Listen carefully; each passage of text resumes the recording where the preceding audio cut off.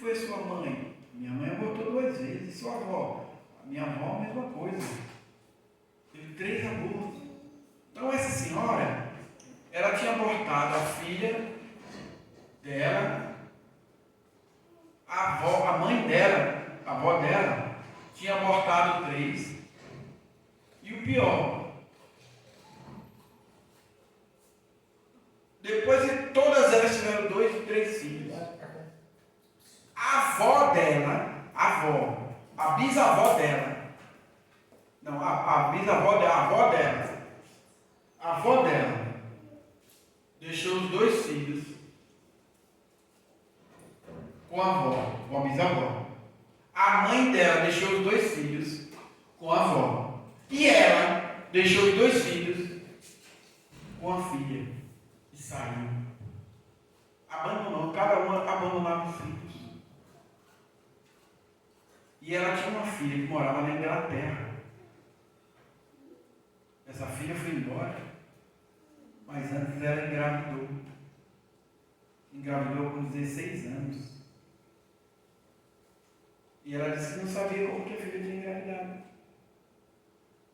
E essa mulher, numa época que essa menina tinha 16 anos, foi atrás de um emprego e levou ela.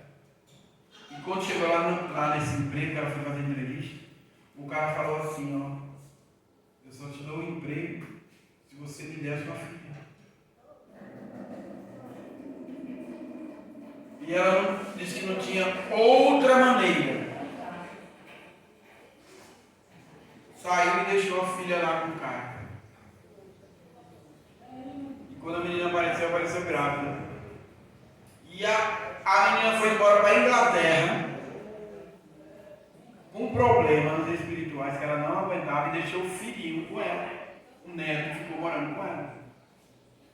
E a vida dessa mulher virou um inferno.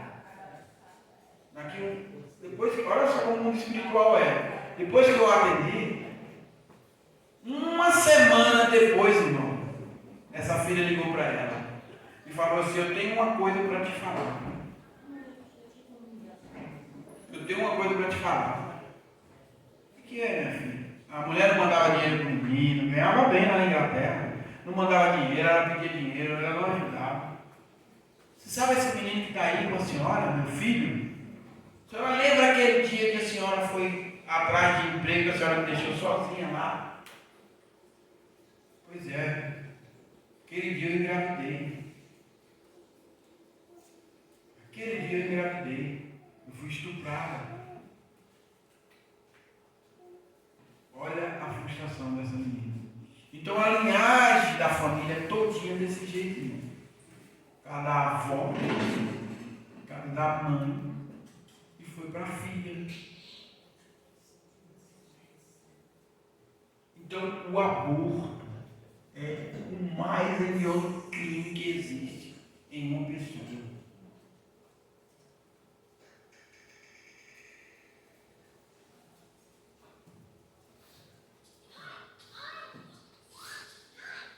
Passividade é perversão sexual. Na prática, o que temos observado é que a principal maneira da passividade se infiltrar no comportamento humano está relacionada com a perversão sexual. É importante compreender que os piores níveis de passividade e apatia espiritual estão ligados à área do sexo. Estão ligados à passividade na área do sexo. O sexo tem sido talvez o campo mais explorado por Satanás. É aqui que sutilmente acontecem as mais terríveis situações de abuso e violência. Satanás tem encontrado facilidade cada vez maiores para seduzir, descontrolar, escravizar e destruir o ser humano por meio dessas áreas. Satanás sabe que o ser humano é carnal e ele se entrega à lascívia, à prostituição, por um piscar de olho. Com essas internet, com esses celulares que você abre alguma coisa, tem já uma mulher pelada ali, ou um homem pelado, você já tem vontade, já vem a carnalidade, você apertar ali. Então Satanás sabe de tudo isso. E ele quer envolver as pessoas. Ele quer envolver as pessoas. De alguma maneira. É aí onde está o perigo do crente, do cristão.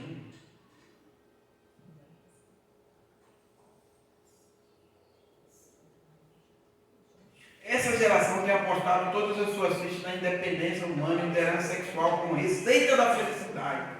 Porém, o tiro saiu pela culatra na mesma proporção em que essas pessoas têm alcançado sua maior liberdade sexual. Têm curiosamente contraído os mais elevados níveis de insegurança, depressão e pânico, sobrecarregando as clínicas dos psicólogos e psiquiatras. Muito dos crescimentos das igrejas se deve a isso também. Como nunca a igreja tem recebido tantas famílias e pessoas destruídas pela perversão sexual. Isso é tão real que uma pesquisa feita nos Estados Unidos mostra que no início do século XX apenas 3% das pessoas sofriam de problemas psicológicos. Atualmente esse percentual já chega a 30%.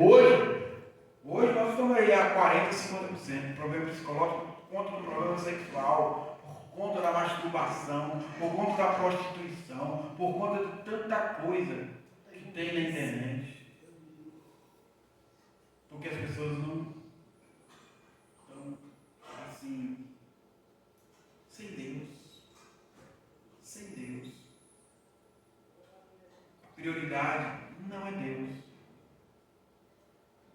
Irmão, você precisa entender que quando você peca,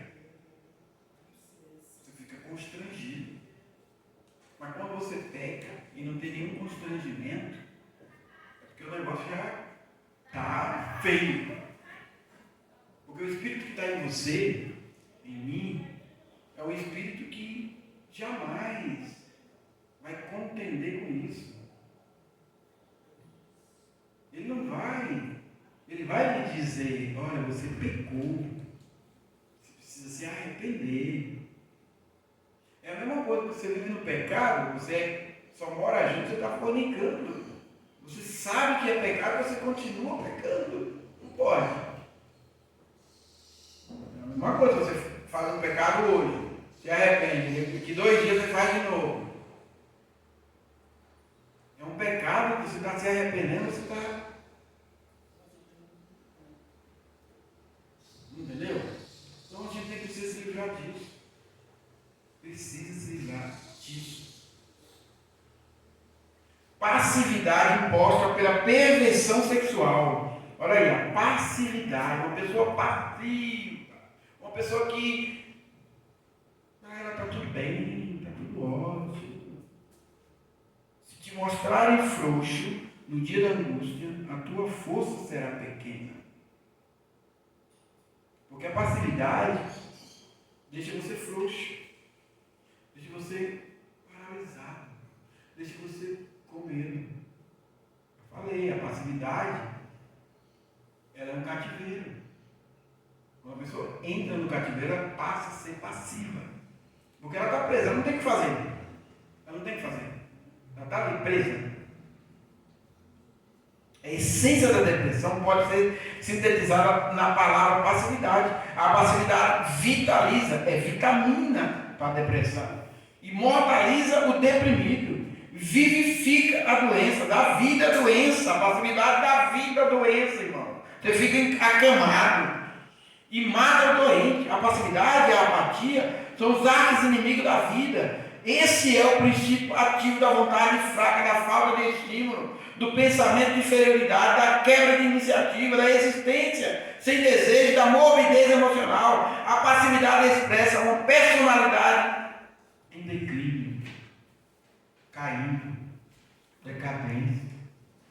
Essa é a passividade, a procrastinação. Quando lidamos com uma pessoa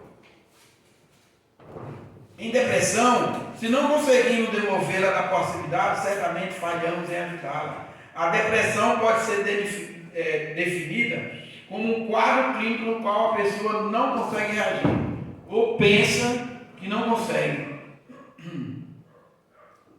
A questão maior é que, de alguma forma, acabou ficando condicionada a essa estrutura.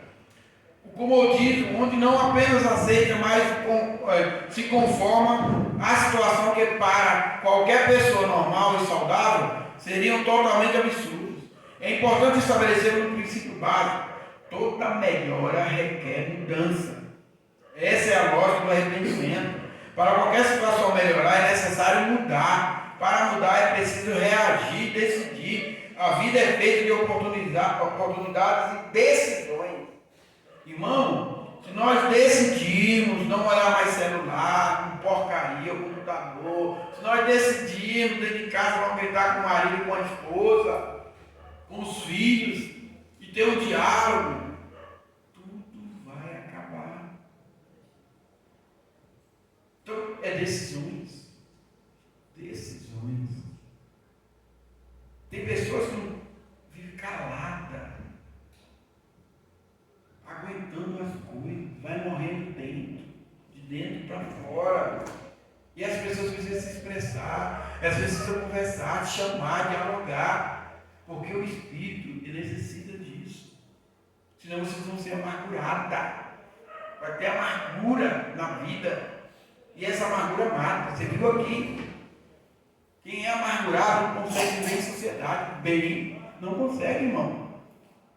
Quadro agudo de desilusões e perdas. O grande desafio da vida são os relacionamentos. O relacionamento, irmão. Quanto mais nos aproximamos das pessoas, mais vulneráveis nos tornamos. Todo relacionamento implica riscos. Essas vulnerabilidades aumentam na mesma proporção em que a sociedade se descompromete da moral cristã. Infelizmente, o mundo tende cada vez mais ao egoísmo e ao individualismo. As pessoas querem se sentir bem a qualquer preço. Com isso, os outros se tornam cada vez mais descartáveis. Então, meu irmão, isso aqui é grave demais, irmão. Quando você se casa com uma pessoa, vai chegar um ponto que você vai dizer para ela que ela não serve mais para você e vai descartá-la. Vice-versa, homem ou mulher. Como você casa com uma pessoa, diz que a separação era até a morte, não nos separasse. Como? E você hoje descarta essa pessoa? Como você descarta um amigo que te deu a mão lá atrás? Um amigo que te deu a mão, que te resgatou, que te ajudou, e você hoje não tem gratidão por ela? Um filho que é ingrato com o pai e com a mãe, que larga o pai, larga a mãe porque ficou velhinho, e não está mais nem aí. É melhor colocar no asilo. Como? Como você descarta um filho? Você agora manda o filho não sei para onde, porque você casou com um marido, um cara, ou você casou com uma mulher que não quer esse filho perto de você. Eu tive um problema quase desse tipo, irmão. Eu casei com uma mulher e eu tenho uma filha de 24 anos e ela tem uma filha de 25, de 23, um filho, e ela não aceitou minha filha. E eu aceitei o filho dela. E quando nós casamos, sabíamos disso. Mas ela não aceitou. Quando casamos com 1 mês, 2 meses, 3 meses, 5 meses depois, começou a guerra. E como é que eu ia fazer? Eu ia jogar minha filha fora? Mas o negócio foi tão... E eu já era cristão. O negócio foi tão estranho que eu fiquei neutro. Eu defendi a minha filha. Mas falo para vocês que eu fiquei neutro. A minha filha com 16 anos falou assim: pai, eu não aguento mais, eu vou morar só. Eu tive que alugar uma kit para ela, morar perto de mim, para não ficar dentro de casa. Tive que alugar uma kit para ela. Porque eu era cristão. Eu já era cristão. Eu casei para ficar o resto da vida. Se eu for contar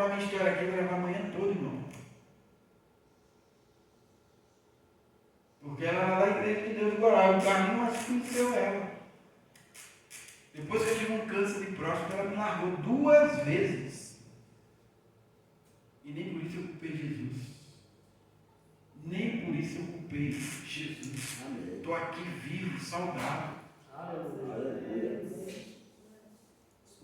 Mas tem gente, como vocês viram aquele.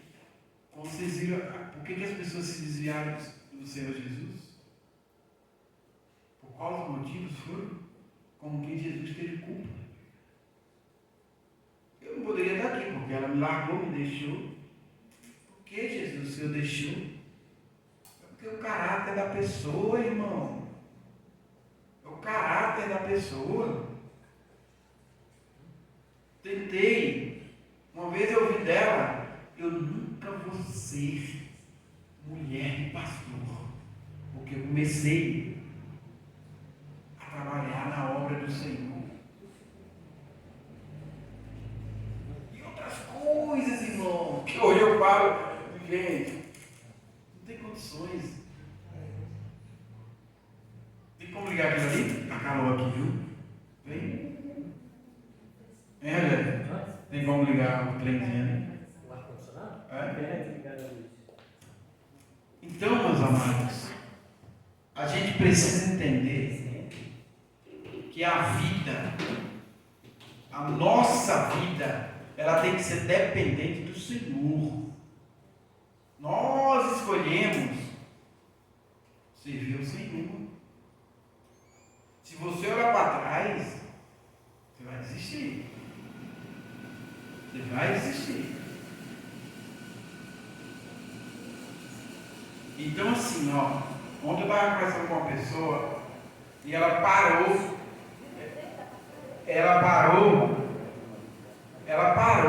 de fazer a obra do Senhor. E ela disse que o Espírito Santo está cobrando. Porque ela sabe que deveria estar fazendo a obra. Olhou para trás e está sentindo na perna. Então, se você entrou para fazer a obra do Senhor, não desista. Não desista. Porque Deus está com você.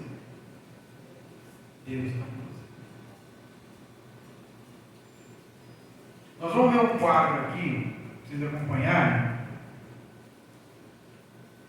Na página 21. Individualismo, idolatria da privacidade. Olha aqui, o que é individualismo? Uma pessoa que só quer viver para ela sozinha, sem ninguém. Quando eu chego em qualquer igreja, eu falo para o pastor, você precisa me arrumar 5 pessoas, de 3 a 5 pessoas para estar comigo, intercedendo pelo curso, fazendo essas coisas, ligando lá, distribuindo a portinha, fazendo coisas comigo, me ajudando, porque eu preciso de uma equipe, porque eu não tenho pessoas como eu, do meu lado, para andar comigo. Eu não tenho uma equipe, a equipe eu vou fazer na sua igreja. Então eu poderia chegar muito bem aqui, ligar ar-condicionado, ligar som, ligar projetor, eu poderia sozinho, não era? O que eu estava sendo? Individualismo. Idolatria do individualismo. Egoísmo, idolatria ao poder. Porque isso aqui aí é do poder. Eu posso tudo. Eu sou o cara. Tudo isso nós precisamos entender. Se o pastor Rogério estivesse aqui sozinho, eu acho que ele não estava aqui mais. Porque ele que bate o escanteio, acorde para fazer o gol.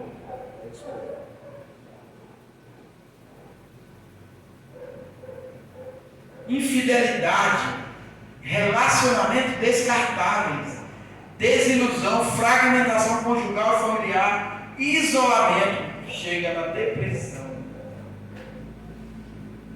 Confiança, cobiça, ilusão, traição. Isso aqui são os relacionamentos quebrados, irmão. A pessoa foi desiludida. aí veio para a traição, entrou nas perdas súbitas de caráter, que aí entra a desilusão, descrença generalizada, não acredita mais em nada, desistência generalizada, desistiu de tudo, não quero mais ir para a igreja, não quero mais orar, não quero mais ir para lá, nada. Indiferença generalizada, olha para as pessoas, ó. Depressão, isso aí, essa pessoa já está entrando num quadro depressivo enorme. Enorme. E aí, desespero. E aí chega no ápice de uma pessoa depressiva, suicídio. Muito suicídio, com esse caso que eu falei daquela moça que participava da minha célula. Ela só queria uma coisinha só, conversar com a filha, desabafar. E a filha preferiu caminhar com o cachorro, que é ouvi-la. Tem gente, mesmo com ironia, essa filha se fala assim, fala, o que é que foi? Fala, eu estou aqui, vai, fala. Funciona, irmão? O amor que esfriou, amados. O amor que esfriou pelas pessoas. Pela própria família, o amor esfriou. Imagina com quem não é família, irmão. Imagina com quem não é família, filho, pai, marido, esposa. Imagina. E o mundo está assim. O mundo está assim.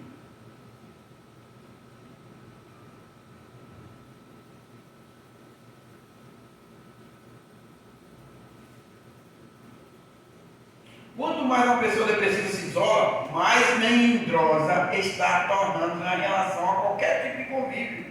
Assim como uma palavra de incentivo pode abrir uma frecha de luz, qualquer ofensa pode fazer afundar por semanas e morrer, como essa mulher. Uma palavra, ela sentiu o quê? Rejeitada. Ela sentiu rejeitada pela filha. Ela estava com um quadro depressivo daquele jeito, né? Sentiu rejeitada. Quando o mundo nos abandona, a solidão é suportável. Quando o mundo nos abandona, a solidão é suportável. Podemos até fazer da solidão uma oportunidade de profunda comunhão com o nosso Redentor. Mas quando nós mesmos nos abandonamos, ignorando o consolo divino, a solidão é intolerável e destrutível, irmão. Então, quando você se isola sozinho, não quer nem saber de Deus, entendeu? Você se isola das pessoas, isso pode ser a sua morte. Mas quando você se isola por um tempo que você quer ter mais intimidade com o Senhor, você quer mais aprender da palavra dele, você quer mais ter, sabe, um convívio com ele, isso é excelente. Isso é maravilhoso. Mas não se isole por si só, irmão. Não se isole. A linha de ação criada a partir de uma desilusão, pessoas desiludidas por outras. Olha aqui. O primeiro prejuízo causado pela desilusão é uma diferença generalizada. A desilusão tem o poder de assassinar a fé. Olha, gente, que ponto chega a desilusão por uma outra pessoa. O poder de assassinar a fé. Aniquila a confiança. Traição, decepção, rejeição, agride até e mutilam a capacidade de acreditar. Perde-se a fé em pessoas. Depois dos relacionamentos, depois em Deus, depois do futuro e por fim na própria existência. Nada mais poderoso para destruir a confiança do que uma verdadeira desilusão. A descrença generalizada tem um efeito psicoemocional paralisante, produzindo a desistência generalizada. Depois de ser rejeitado pelos outros, a pessoa pode acreditar na rejeição ao ponto de rejeitar a si mesma. É a frustração da pessoa se voltando contra ela mesma. Então, meu irmão, quando você tem uma desilusão, essa desilusão pode afetar tudo na sua vida. Você pode perder a fé, você pode perder tudo. vontade, desejo por coisas, você perde tudo. Você perde absolutamente tudo. E nós precisamos entender que não nascemos para viver só. Tem um tempo para tudo isso. Tem uma busca. E nós vamos mudar, porque nós somos filhos de Deus Altíssimo. Nós somos filhos de Deus Altíssimo.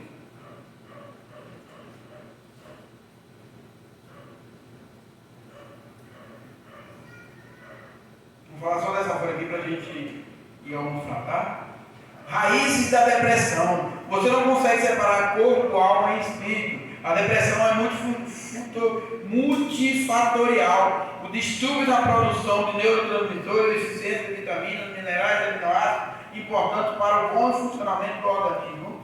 Distúrbio na glândula pineal, melatonina, é o mais importante antioxidante endogênio que temos e faz uma verdadeira faxina nos radicais livres do cérebro. Então, essa depressão também pode ser multifatorial, pode ser orgânica, irmão. Por isso que a gente precisa buscar, entender se é orgânica, se é espiritual, se é problema intestinal e etc. Porque senão a gente vai dar um diagnóstico errado para a pessoa. Toda depressão é uma alarme ao conceito, a dor é um sintoma de desordem. Quando você tem uma dor, pode ser ruim, mas ela é boa. Porque ela está dizendo que você precisa investigar alguma coisa que tem no seu corpo, no seu organismo. Então a dor é boa. Causa orgânica